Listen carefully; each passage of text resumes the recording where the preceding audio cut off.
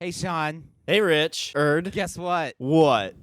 We have found a new home on the internet, a home just for us. It was built just for us, and it's made just for us. Where's that? That would be the Pod Brothers Network. Pod Brothers Network. We're bringing the bromance to Pod Bros. Yes. Oh, see, I see what you did there. You did a bros and Oh my God. Oh, so much. It's meant for us. I'm just saying, like, how can you not like a network with other great shows like Dave's Nerd Compendium, Pencil and Ink Reviews, and The Accidental Wrestling Fan? This is the peanut butter to our chocolate. It is, and they got like Players versus Podcasts and the Guy Huddle. I mean, what more can you ask for? So we got to tell everybody, check us out on all our regular venues as well as our new home on Pod Brothers. Pod Bros, the best podcast site on the internet. Well, it is now.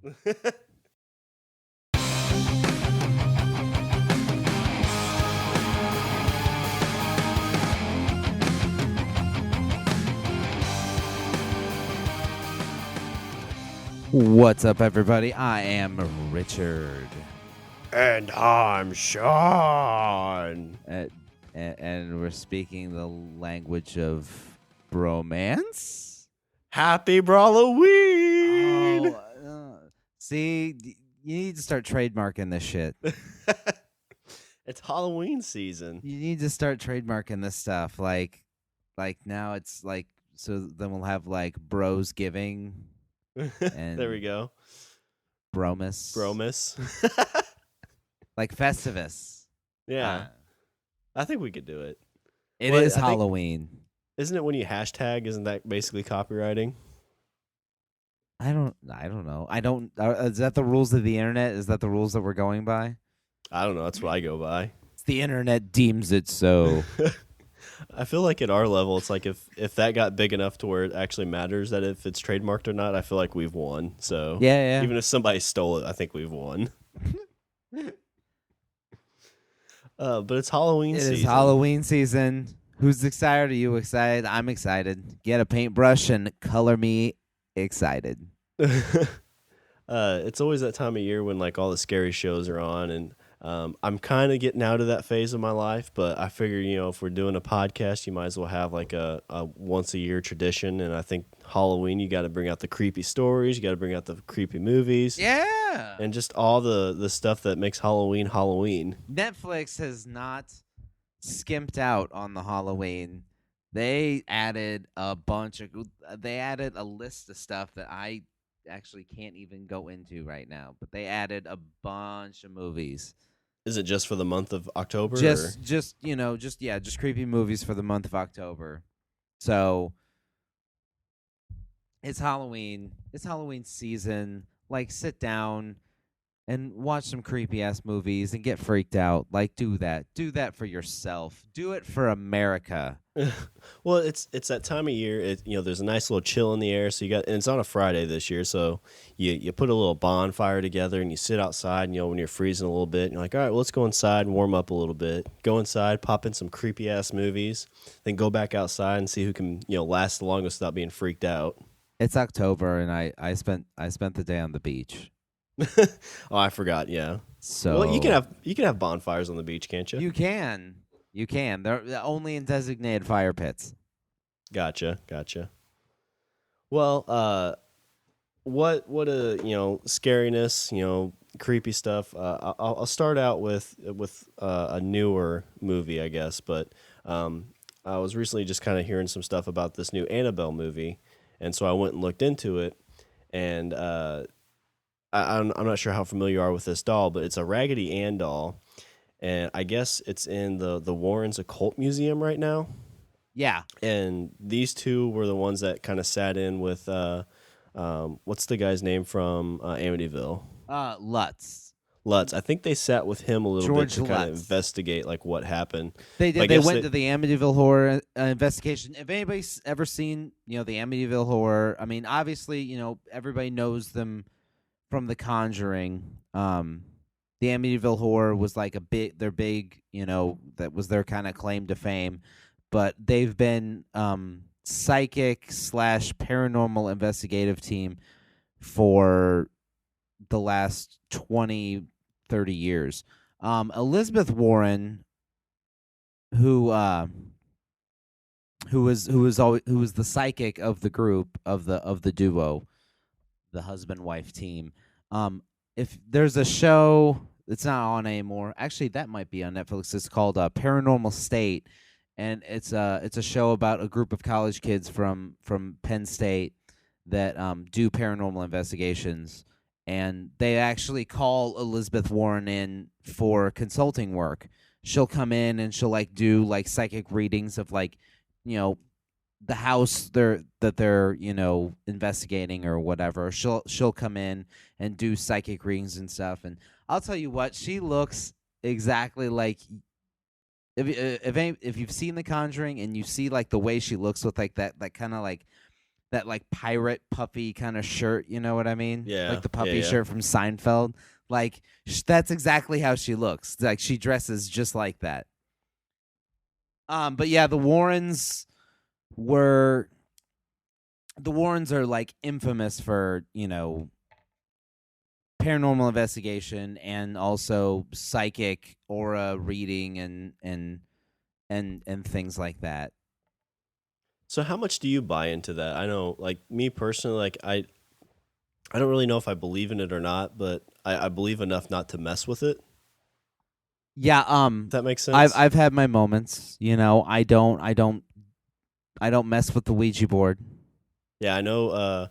I tell everybody this because there's an Ouija movie coming out soon, and I can't remember who I was talking to, but I told somebody it was like my buddy Richard one day. Like I was just joking around about we were at work at the sports bar.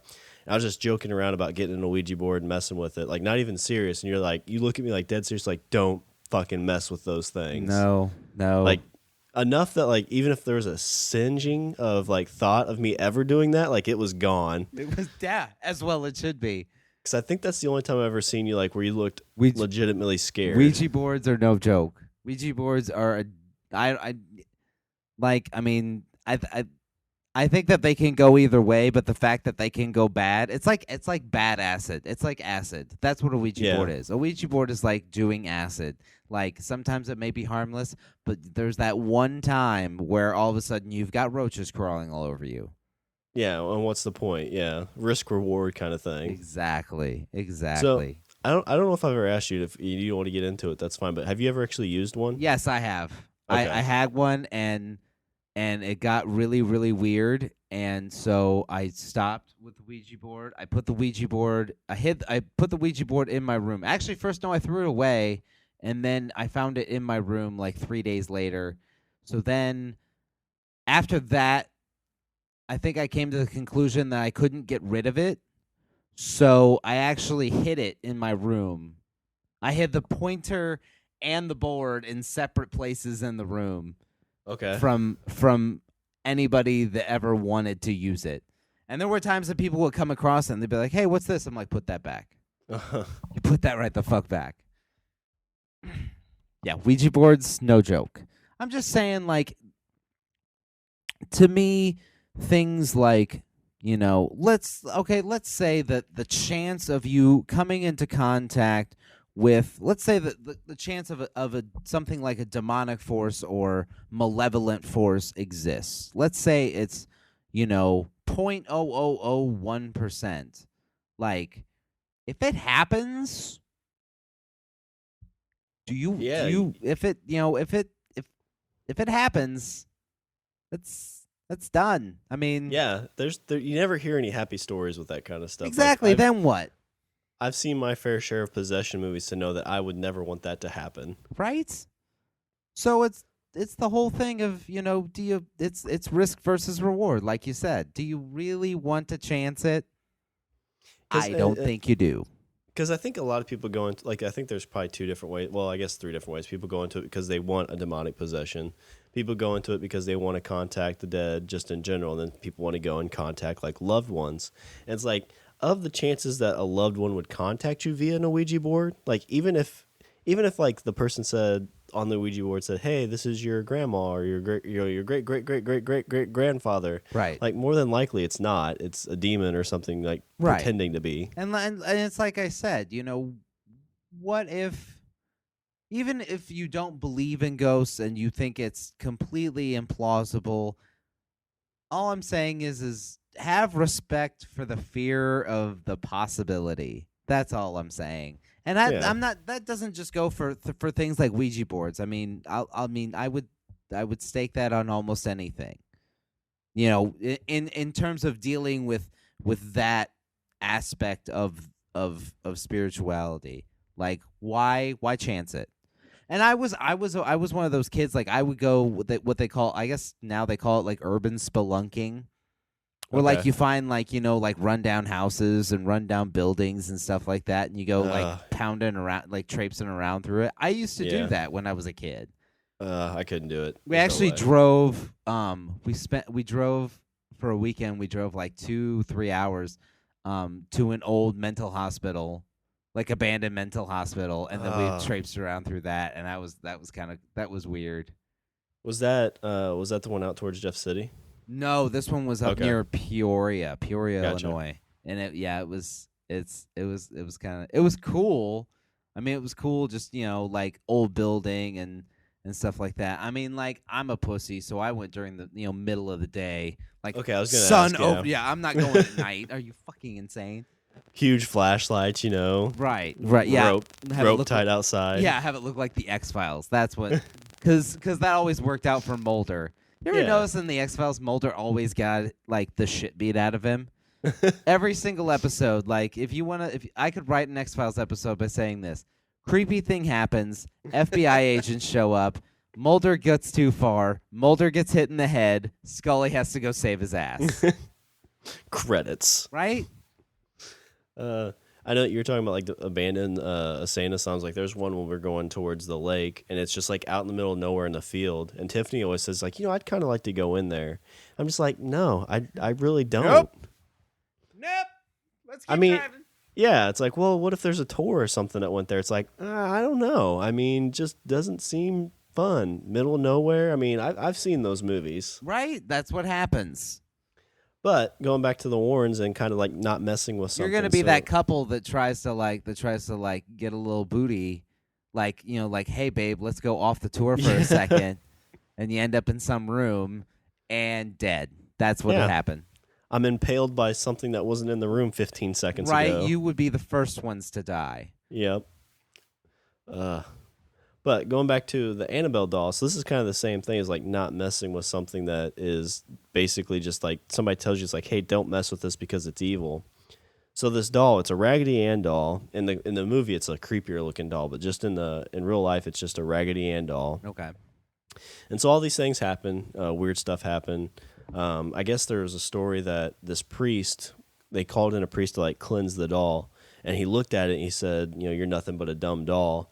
And like the family there's like, yeah, you probably shouldn't say that, or you should probably be careful, or you shouldn't even leave right now. Oh. And apparently, like he almost was in a fatal car crash. Like his brakes went out, and he went through a 4-way stop, and I think he got hit, but he just barely survived. Oh. So it's like, hey, be nice to the doll. But so this doll is in this museum right now, and they have it in this glass. And I guess a priest comes once a month to bless it to try and keep it, under control. Right. And the other story they told is, I guess this guy and girl came to visit the museum, and this guy starts banging on the glass, saying all this stuff. He's like, "Oh, hey, you scratch all these other people. I want you to scratch me." And I guess the Warren guy's like, "Yeah, you need to leave right now." Yeah.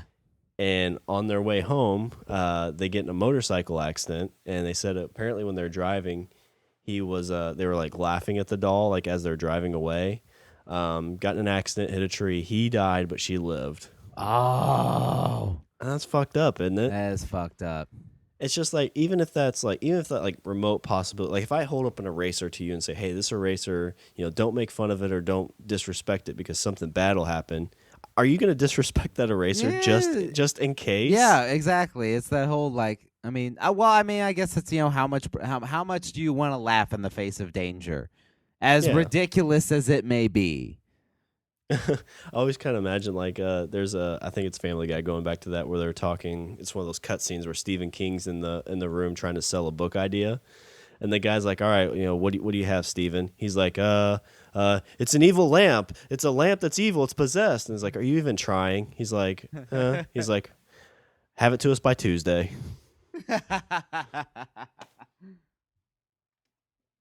All right. So, creepy movies, and so I think that Annabelle movie is out now. Yeah, I think it came out in October. So you got that.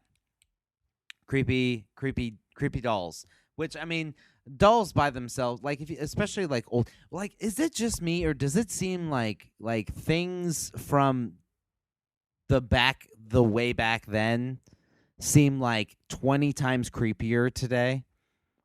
Yeah, I don't know what the deal. My mom has a few of those dolls that are just creepy. It's just I don't know. I wonder what like our generation's creepy dolls are gonna be. I mean, I've got this bobblehead of a baseball player sitting on my desk, and he, it looks kind of lifelike. But I wonder if that will be like our grandkids. Like, oh my god, that's creepy. They have some dead baseball player head that bobbles up and down. Yeah. Who knows? Like I saw a picture the other day of kids in Halloween costumes from like the 1930s or something like that, and they look creepy as fuck. They look like they look like an old school like scarecrow.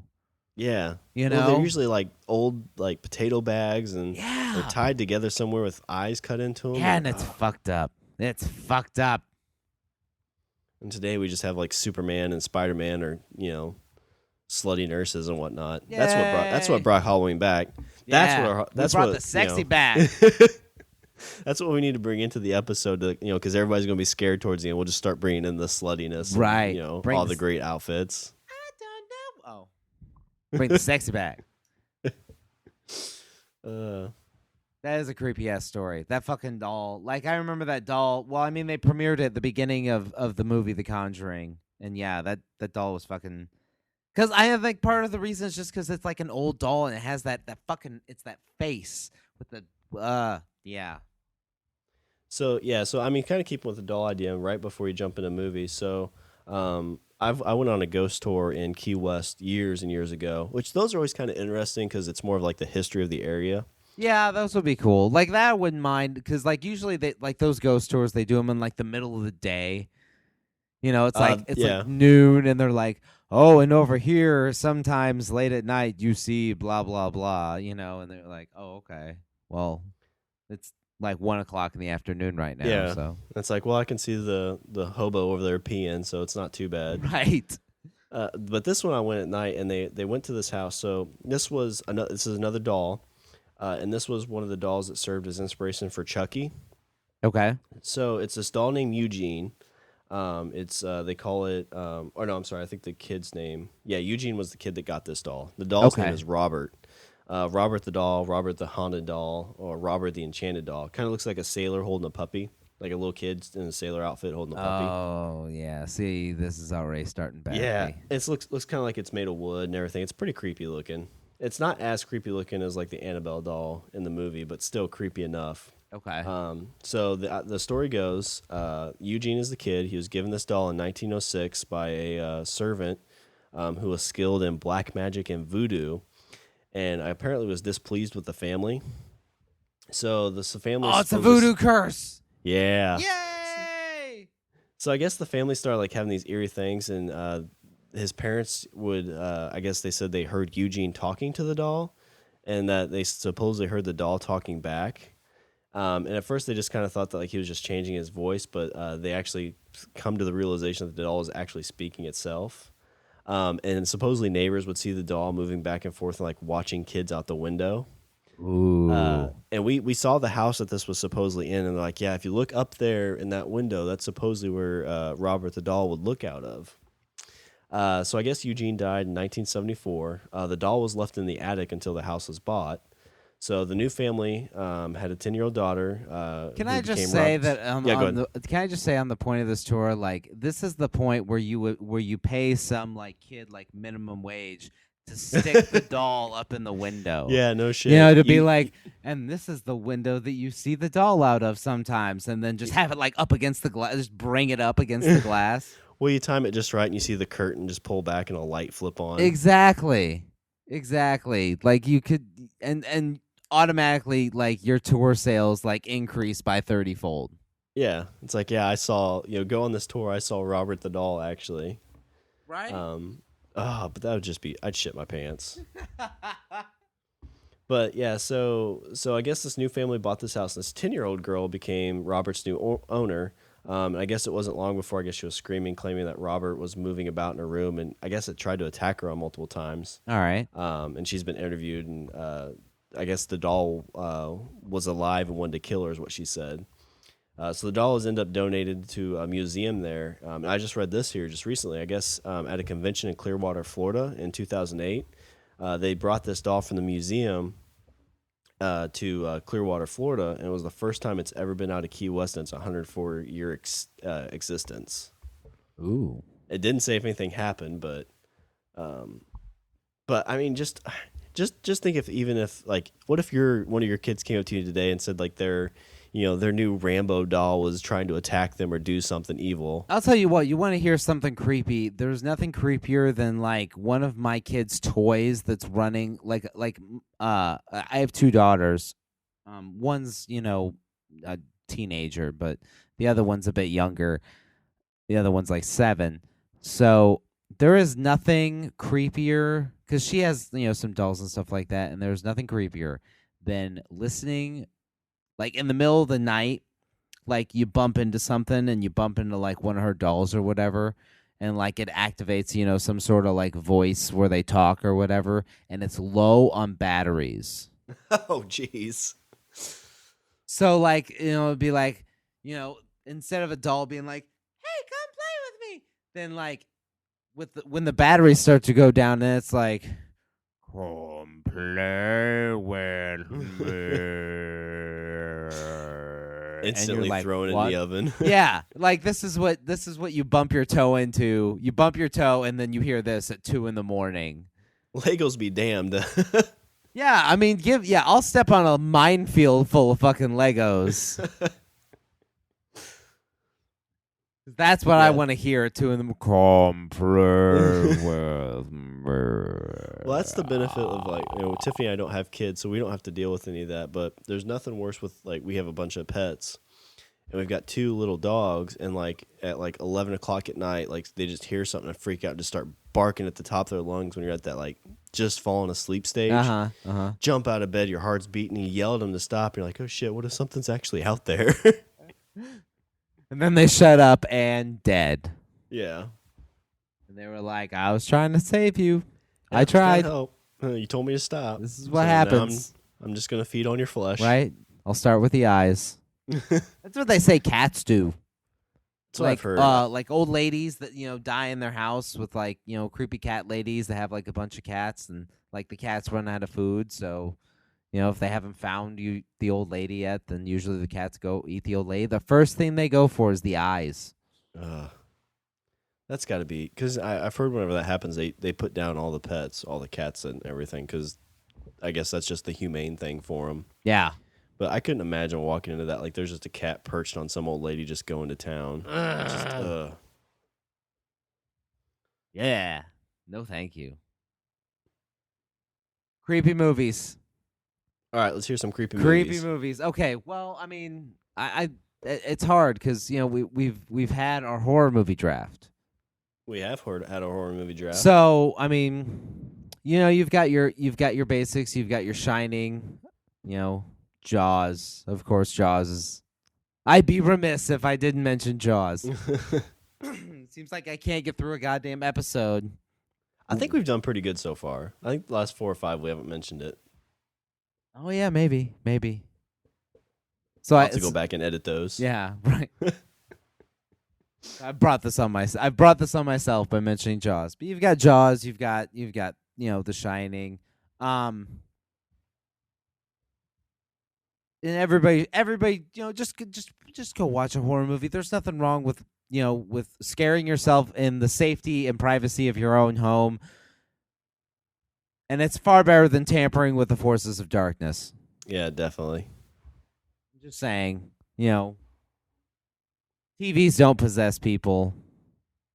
Okay, well there was there yeah, I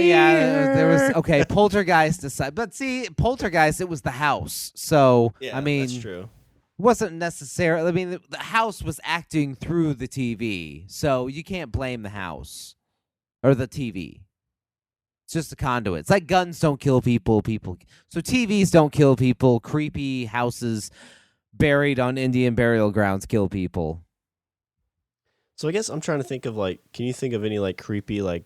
Because whenever I think of movies that are really really creepy, it's usually something that's really really screwed up, but then it's like based in some kind of reality, kind of like the Annabelle type thing, or you think of like the Texas Chainsaw Massacre type stuff where it's based on Ed Gein who did all these horrible things in Wisconsin.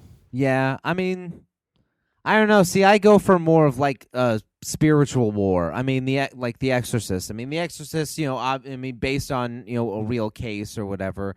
But exorcism, demon possession, either of people or of objects, is kind of creepy. I wonder if most of that too is just because it's the unknown. Like if you're fighting something that's like, I mean, you think of like I can't remember, whatever those home invasion movies were big for a while. Oh, what was it? No, not The Strangers. The Strangers. That was it. I was thinking of The Others. That movie was so creepy. But like you think of that, at least you're fighting like some kind of actual force, even though it's you look at what's the movie? What's the guy that was putting all the symbols into the newspapers in the 70s? Zodiac Killer. Yeah, the Zodiac Killer. I watched that movie and that was creepy. Yeah. Just because of it's just this unknown force, but it's human. But you think of like The Strangers, the same thing, but like when you think of possessions and everything, it's an unknown thing and like you don't know how to fight it. Yeah, see, I think I mean, it seems like you kind of lean more towards things that could actually really happen. You take, I mean, like back then you were into movies like the Saw trilogy pretty hard, or the Saw movies pretty hard, and Wolf Creek was a good one. Yeah, I was big into that. I mean, movies that had that were very very plausible. I kind of lean more towards, like I said, like I mean, The Exorcist, while of course like. The movies like The Exorcist and stuff like that touch on something else. Another really good one, John Carpenter did. It was in the Mouth of Madness. Okay, I don't know. I've heard that of this was a really good one. That had Sam Neill. There was a couple that he was in that were really good. It was In the Mouth of Madness. That one really kind of touched on a lot of like the Cthulhu kind of stuff. Okay. Old H.P. Lovecraft, who was it was creepy author. Like everybody says like, oh, Edgar Allan Poe wrote scary stories back in the day. No. Edgar Allan Poe wrote stories about people going crazy and and dealing with people going insane. H.P. Lovecraft wrote stories about people going insane because their minds were being eaten alive by aliens from other dimensions. Like unholy, like, and not like aliens, like, space aliens, kind of thing where it was creepy space aliens. No, these were like these extra dimensional beings from beyond the stars that, ate our minds and, made us go insane and crazy shit. And, I mean, he wrote books. This was, in the early 1900s that he wrote these. Yeah, I haven't read any of his stories. I know like Cthulhu is a big thing in like gaming worlds. Like you don't say his name, otherwise he can come out. Right, and we've already said it like twice. So yeah, let's keep that down. But beyond the big scary monster, you have the cults that follow those things. Yes. And I mean, there's movies about those. Like you look at like the Manson family, or you look at just any of those creepy kind of cults that do those types of things. I can't remember. There's an 8 Films to Die For that starred the guy from Boy Meets World, where they go to Mexico and they basically kidnap people to sacrifice to some kind of like goat or some kind of like demonic thing they worship. Yeah. And you just think about those people. It's like you're in there getting sacrificed essentially, and it's like you don't know why. Exactly. Oh, it's crazy. But yeah, H.P. Lovecraft. Great set of stories to read. Perfect for this time of year. Perfect. But In the Mouth of Madness was a movie. Had Sam Neill, who was he played Grant in the Jurassic Park movies. the kind of the lead male in the first Jurassic Park. The dinosaur guy. Grant. Grant was his name. Okay. But he was in that, and he was in another one called Event Horizon, which was out in space, and it was about this ship that had figured out a way to travel faster than light by developing wormhole technology. But the thing was when they went into the wormhole, they never came back out until years later. But they had apparently when they had gone through the wormhole, they went to some place, some other dimension that was full of demons and things like that, and it brought that stuff back with it. That fucked with people and whatever.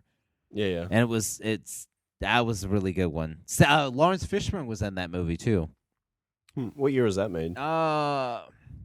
Both of them were made in the 90s. Both of them were 90s movies. In the Mouth of Madness and Event Horizon. Really good. I like them. They they kind of have that that overall kind of creepy, suspenseful kind of thing. But one thing I think that is overlooked is games. Video games. Yeah. Video games for me. Scariest moment I've ever had. One of the scariest moments I ever had in my entire life was playing a video game. The first time I ever touched Resident Evil. Yeah. I remember I was with a friend and Did you play it on the PlayStation 1 or on the PlayStation 1? When I was younger, you could go to video game store. You could go to a rental store like Blockbuster or something like that, and you could actually rent a console. You had to put down money for a deposit, and then and then put down more money to rent it, and then you had it for 4 or 5 days or whatever. But you got a console, and so we rented a PlayStation. And was it relatively cheap to do that? I the remember deposit was kind of expensive. The deposit I think was $70-$80. Gotcha. But I think just to rent it, I think it was $20 for 5 days. Oh, that's not bad at all. No, it wasn't bad. So we got it. So I ran to PlayStation and I got Resident Evil and I don't remember what else, but the game looked cool. At this point I had never heard about the game or anything like that. So we get back to the house and it's nighttime, and I get it all plugged in, and I had one of my friends with me, and we're sitting there in the living room in the middle of the night, and the lights are off because you're a kid, everybody's sleeping, so the lights have to be off. So all that's on is all you have is the glow of the television. And you're playing Resident Evil. So the first thing that happens is you're being chased by devil dogs. And you get forced into this mansion. And you're like, okay, whatever. That's kind of weird, but all right. So you go to find, I don't remember what it is you're looking for, but you go through a door and you go around a corner in a hallway. And all of a sudden it stops and it goes to a cutscene. And the camera slowly, you see someone kneeling over someone else, and the camera slowly pans in, and all of a sudden you hear this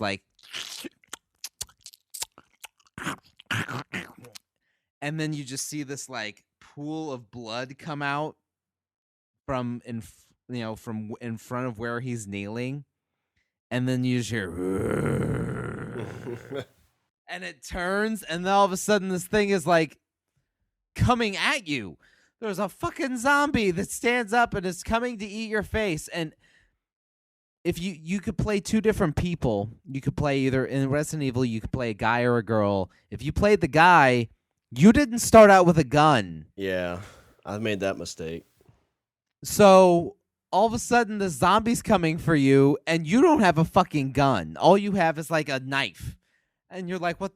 So all of a sudden, this happens. This thing stands up. And I'm like, holy shit, what do I do? And my friend's like, shoot it. And I'm like, I don't have a gun. And it eats. And it's just eating on me and chewing on me. And I'm trying to push it off. And I'm like, what? Where do I fucking go? And you're dead. And he's yelling and I'm screaming. And I think I woke my parents up. And It was a bad deal. So not only are you scared from the video game, but then your dad just busts the door open, yelling at you, "Shut the fuck Yeah, up!" and then you're it's like, "Oh god." ah! I played that game on the PS2 because Resident Evil the movie came out, and I absolutely loved it. So I was like, I'm gonna buy these games and play it. And I kind of made that same mistake. Like I was the guy first, and I end up in that same thing where I get eaten by that thing. Because the cutscene for when you're getting eaten, if I remember right, was creepy in its own right. Yeah. And so I'm like, fuck going down there because I know I die every time. I'm gonna go down this other hall. And like right when you walk into this, like it does that cutscene, and all of a sudden these dogs just burst through the window. Oh yeah. Oh, that scared the shit. I played that, yeah, because I got off work at like 10 or 11 or something. I went home and started playing I it. forgot about Those three. Yeah, those three. I was by myself, and those three things happened. I'm like, nope. Turned it off and like turned on like Adult Swim to like cleanse my mind. Nope. We're done. We're done now. I hated that game though because like the controls felt really weird. Because there's a time I made my way outside and I was getting attacked by these crows. So I tried to get back in, but I missed the door by a few feet. Oh yeah, so I just kept think like everybody did that. Like walking into everybody the got door. pecked to death by crows. Yeah. And then the dogs freaked him out, and that zombie right in the beginning freaked him out. Shit, what else was there? There was a giant spider at one point in that game. There were sharks. There was sharks in that game. I never got that far. Oh, you didn't get that far? Yeah, I could only get couldn't even get through the first few like pieces of it because I couldn't figure it out. Yeah, at one point you're being chased by sharks. In the water or in the water. Is it like chest high water or something? Yeah. Okay. Chest high water being chased by a shark. Yeah. Sounds miserable. So that happens. Now I almost want to see. I want to see a YouTube video of you playing this game. Just the part with the shark.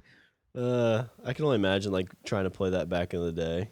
Later on, I had a friend of mine that had a PlayStation 3, owned one, and we had the money. This was a time where like we were really, really, really into smoking weed. So Okay.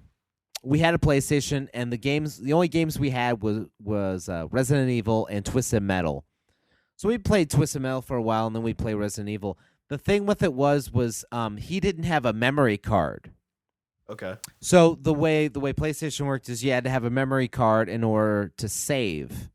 Yeah, on the PS1 and PS2. On the PS1 and 2.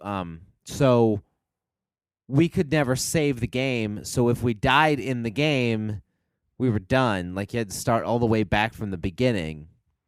Like old school style. It was like gaming. it was like Mario, except you didn't have 3 lives. You had 1 life.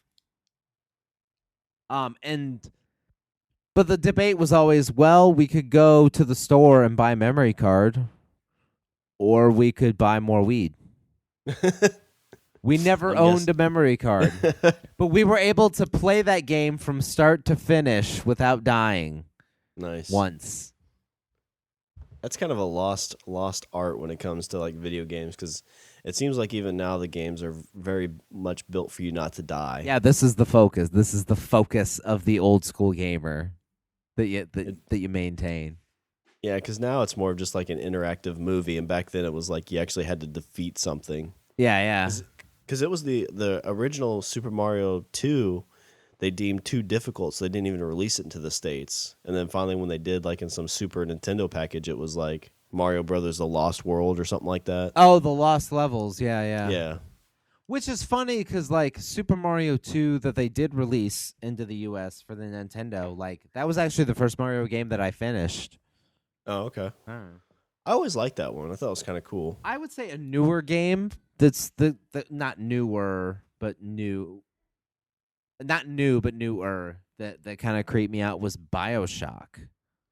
Oh, I've never played BioShock. BioShock was a really kind of creepy game. Like everything's underwater, and like you hear people yelling and all this other stuff. There's all this shit going on, and yeah, it seemed, I don't know. BioShock seemed kind of cool to me. Well, that's the one where you're in space and like isn't it kind of like zombified people in space or something like that? No, it's not in space. It's underwater. Oh, okay. Is that the one where there's the little girl and there's like the diver looking thing? Yes. With like yes. Okay. Little sisters and the big daddies. Yeah, just the demos for that looks creepy as hell. That was honestly, that's probably in my top 10. That was a really, really well cinematically played game. I really liked it. I know I'm not as big a gamer as you, so I don't have like as much gaming experience. But the one game that kind of creeped me out a little bit was the Fallout game, Fallout 3, Really? because there's parts where you're like walking in like these areas that are pretty like tight, and like all of a sudden you come around a corner and there will be like a mutant type thing like jumping out at you screaming. Oh. There's a few times that got me pretty good. Oh. That one I cannot. Yeah, that one never got me. Huh. I never even thought about that one. I know I didn't this other one, the other game I played recently is the Dead Island game. I haven't And touched that one either. How is that? it's pretty repetitive. But the scary part of it is if you don't have like surround sound playing, which I didn't, so it was just coming right from the speaker, Uh-huh. you would hear like the zombie come running at you, but you're like you don't know where it's coming from. So you basically like, oh shit, where is it? And you just start spinning around trying to find it. Right. And by the time you find it, it's like right on top of you. One of my own roommates had like a headset that had like decent surround sound, so he said like he could hear it coming from behind him or in front of him, so it made it easier, not as scary. But yeah. essentially, you didn't know where it was coming, so you did the whole, Oregon Trail spinning in a 360 shooting kind of thing. Fucking Oregon Trail. That was a bad game because they always died of fucking dysentery. I remember we had it in like third grade, and Oregon Trail, that is, not Fallout 3. We'd always get to the end, and nobody knew how to navigate down the water because, like, as it looked, like there was two shores, and so everybody thought like you had to try to get to one shore or the other. Uh-huh. And so one day, as I was sitting there playing, I was like, well, every time you go to the shore, you crash. So what if you don't go to the shore? And so I navigated down the water like you're supposed to and ended up making it. And everybody's like, oh, my God, what'd you do? You're an Oregon Trail master. I'm just going to say that didn't really help me out in high school. I tried using that, all the way up through college, but it didn't work. That was bad go-to pickup line. Yeah. So like, I hey. didn't die of dysentery. I was able to navigate the waters of Oregon Trail. How about I navigate you? Hey, where are you going? Go back. She stole my wallet. Or was that just me? Is that what happened to me? I don't know. Okay, so video games. Definitely. You got creepy video games. So you got creepy movies, video games. I would be remiss if I didn't mention a good pen and paper RPG for this time of year. There is, you do have zombie games like All Flesh Must Be Eaten, which is a great role-playing game. Yeah, it's I've run one. Yeah, you've run one. I mean, it's a good system, solid system. I mean, it's always a good go-to for this time of year because it's just like it's tough to play year-round, but it's like, hey, let's start up a campaign to kill some zombies for a night. Exactly. There is a Call of Cthulhu pen and paper game, which I've touched on a couple times. The one I messed with. It was an older one, but I mean, it still kind of had that like creepy feel to it. Honestly, it felt a lot like the old school Resident Evil, the adventures I did. But the main one I should mention is Ravenloft. I've never played in this one. I think we've talked about some before, but you've actually played in this a little bit. Exactly. Ravenloft is a supplement of Dungeons and Dragons. It's actually a supplement of 2nd edition, which so we're hearkening back to the late 80s for this. Ravenloft was a campaign world where basically the bad guys were in charge. Although nobody knew they were in charge. Ravenloft was separated into domains, and each domain had a lord. And those lords could be vampires or liches or mummies or ghosts or whatever. And didn't they try to build? Was it built like Dracula? Was he built into that? And like, well, no, they didn't. Okay. I mean, there was a vampire. There was like a vampire that was like every bit of Count Dracula, but it wasn't actually I Dracula. gotcha. Okay. There was there was a Frankenstein kind of story in there, in one domain. There were a lot of different domains, and they all had all the lords, were basically kind of like the tragic characters that you would see in the old school monster movies.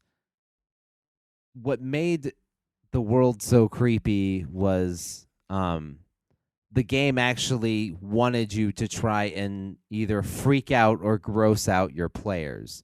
So if you're Okay. the DM and you're running a Ravenloft adventure, you would try and make it a point for their characters to see things that they would find abhorrent, and that would cause them to make saving throws. You had three different kind of saving throws. You had fear. Actually, you had four. There were fear, horror, madness, and powers. What the powers check was if you did something that wasn't necessarily on the up and up, that was considered evil, then you might possibly gain something that was beneficial but not so beneficial at the same time. For example, like let's say your character did something and then they merited a powers check and they failed it. Well, then all of a sudden their character is able to see in the dark, and you're like, hey, that sounds great. That's a you can plus. see in the dark, but your eyes glow red. Or I think like you also told me like you could fail and you would get like a +2 to your AC, but you've grown scales or Right. bark skin. Right. So, and that obviously that comes with its own challenges.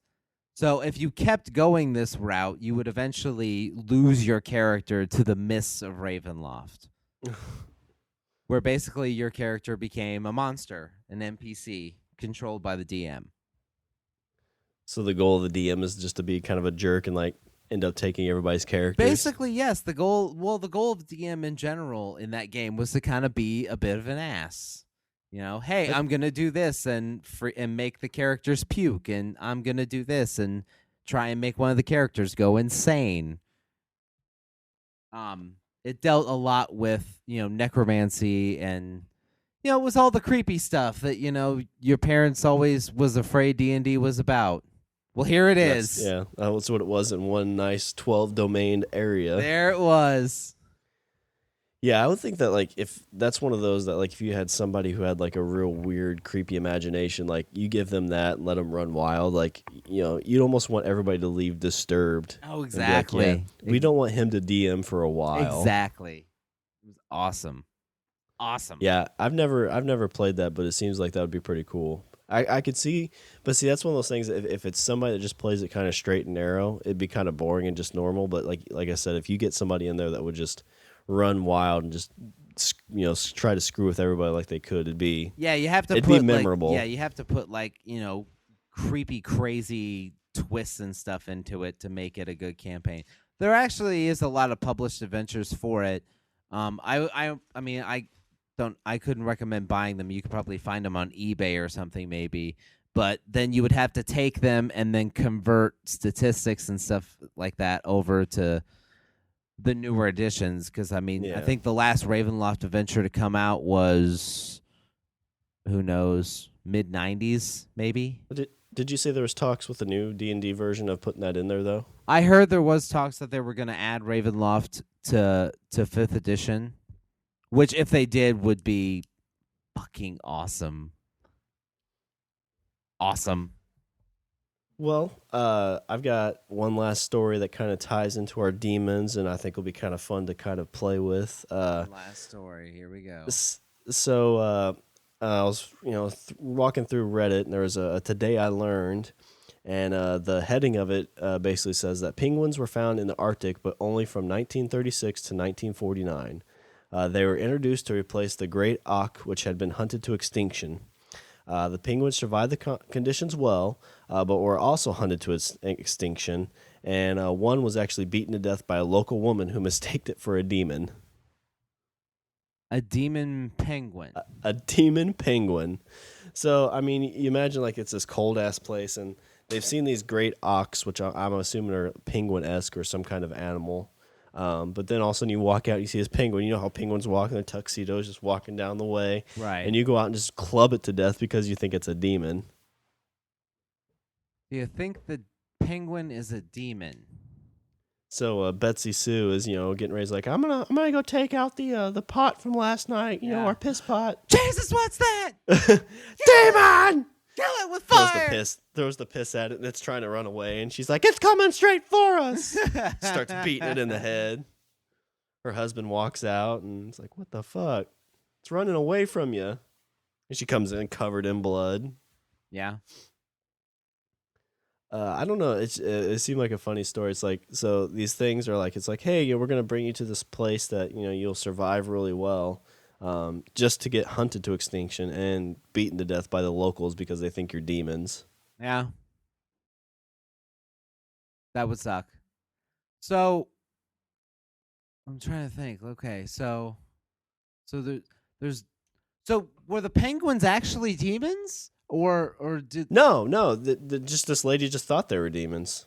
So the lady's just crazy. Yeah, apparently. It was kind of like War of the Worlds, where they thought, where everybody went fucking nuts. Which actually I heard wasn't true. That the whole World of Worlds scare wasn't actually true. Where the news guys did it over the radio like it was a real life thing. Right, and that people heard it and then thought it was real, and so then everybody flipped out. I actually heard that wasn't true, that nobody actually flipped out. Oh, really? Which is kind of disappointing because that was kind of like a whole. It was honestly, it was kind of like a cautionary tale about the meat, about the hold that or what people believe and stuff like that. I'm trying to think. I feel like there's been movies about that where a false kind of situation happens and people freak out and end up killing people because they think this event's happening, but really it isn't. Yeah, I don't know. It's mass chaos. Yeah, because that's kind of the legality of if you yell hot dog in a movie theater, you won't go to jail. But if you yell fire in a movie theater, you'll end up going to jail. Exactly. Causing mass hysteria. Dogs and cats living together. Mass hysteria. Creepy things on TV. I guess I should mention this. Creepy things on TV. I guess I would be remiss if I didn't mention An American Horror Story. Oh my goodness, yeah. I've only seen the season where they're in the insane asylum. Oh, it's so good. But yeah, just they kind of that whole where they're this couple's going into this insane asylum that's abandoned. They're gonna get a little extracurricular activities going on, and there ends up being somebody at the insane asylum that goes out and kills them. Right. Spoilers, obviously. I mean, it's in the first 5 minutes, so I think you're safe. But I will. But this harkens back to the whole I'm like, if I had seen this, then I would have not gone through an insane asylum when I was younger. That would have been bad. But American Horror Story, I've the first season was pretty good. Asylum for me. If anybody doesn't know about American Horror Story, it's on right now. It's on season 4. Each season is broken into its own separate story, so you don't have to go back to season 1 to understand what's going on in season 4. Each season is its own separate story. But Asylum for me is the one that did me in. There was every single thing, every single trope you can think of from any sort of horror movie was packed into this one season. You had aliens. You had the mad doctor. Yeah, a Nazi doctor who performed medical experiments, and the experiments were running wild. You had possession. You had serial killers. You had Were there zombies in there? I know it seemed like there were zombies, but I didn't get all the way to the end. I don't. I mean, maybe the medical experiments. I don't know. But it had like everything you could think of, and I'm like, how did they manage to weave all this together in one storyline and make it work? Well, yeah. So the first season was like haunted house. Then it was the asylum. This last season was like witches, Yeah, and it this was season Coven. it's like This a season is carny thing. Yeah, this season's Freak called show, Freak yeah. Show, which I saw the first episode, and there was one bit in the first episode where you see the clown. Oh goodness. Oh, the No, clown! Have you seen this? I haven't. No, I Oh, haven't the seen clown! all of. You see, I mean, you see the clown suit or whatever, and all you see is this really big, giant, creepy smile, like the big ear to literal ear to ear Yeah. jagged teeth grin. Oh, goodness. Yeah, if you want to creep anybody out real quick, it's just clowns. Speaking of clowns, I guess in somewhere in the Northeast, there's a group of people going around in clown outfits just trying to scare people. I guess it's like these teenagers In in Bakersfield. yes, Bakersfield, the Bakersfield clowns. Yes, in Bakersfield, California, which actually I have heard that it is based around one person that is dressing up as a clown and having his picture taken. It's like a collage. It's like an art Okay. project where someone is doing like pictures in a clown get up at different locations around town. Gotcha. But then it's now other people are dressing up as clowns, and so you have a bunch of creepy clowns wandering Bakersfield, California. Were these the same ones? Because the story I heard is like, I don't know if they had a real machete or not, but like these guys were like chasing people around with a machete. If it was fake or real, I don't know. I have no idea. It just reminds me too, there's these GIFs, or not GIFs, I guess they're actual videos. I want to say they're overseas, but like you see this clown with this big like Harley Quinn type hammer, and they've got cameras everywhere, and they wait for the people to come around these corners, and you just see this clown smash the head of whatever is on the ground, and like this fake blood spurts everywhere. Okay.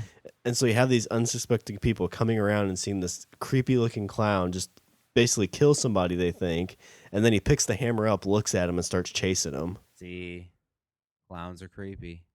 And I feel like the only place that could ever happen is across the seas, because, you know, and any of those kind of like gags like that, like I want to know how many of those gags have failed, because surely somebody has done something like that to somebody that's like had some type of firearm or some type of weapon and fought back. Yeah, I gotta wonder that too. You wonder why you haven't seen that. I've seen videos where like someone scares someone and then that person punches the first person in the face or something like that. Yeah.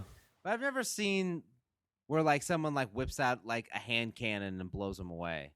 Yeah. And then it's like, oh shit, sorry. The closest thing I've seen is there's this another gag show where the guy dresses up like Scorpion from Mortal Kombat, and he's in an elevator, and so people get on the elevator, and he's kind of doing the, you know, pre-fight ritual type thing, and right when the doors close, there's a voice over the speaker that goes, "Fight!" And so he starts going at him like he's gonna fight him, and most of the people like cower, but there's one dude who like dropped his bag and like put up his hands like he was about ready to knock him out. And the guy dressed as Scorpion's like, whoa, whoa, whoa, and like tears off all his stuff. He's like, it's a gag, you know, you're on TV. And it's like, yeah, you just identified you were about to get your ass kicked, so. Exactly. It's like, no, I'm not a real clown, you know, don't shoot me, bang. Not my fault. It's all fun and games until somebody gets their eye poked out. Right. Or kicked in the nuts. Or possessed. Or possessed. Or become in possession of a possessed doll. Yes. That's Bring it how around. That's how it happens. I don't understand how we're able to do this every single week, but it happens. We're pretty good, yeah. Well, I guess, do you have any other kind of stuff you want to add in right now? No, I really All don't. right. I am full. I am full? Yeah, I'm full. Full of Brolloween candy. Oh. Brolloween ear candy. We just threw it all out there. All right. Well, I'm gonna do a little housekeeping, and we'll go through that. So if you want to follow us on Twitter, we're at Language of Bro. go ahead and email us at languageofbromance@gmail.com. Our website is languageofbromance.com. You can like us on Facebook, leave us a comment, and subscribe on iTunes and Stitcher. And always there's the pod nods over at soundslikeanearful.com/community/nods.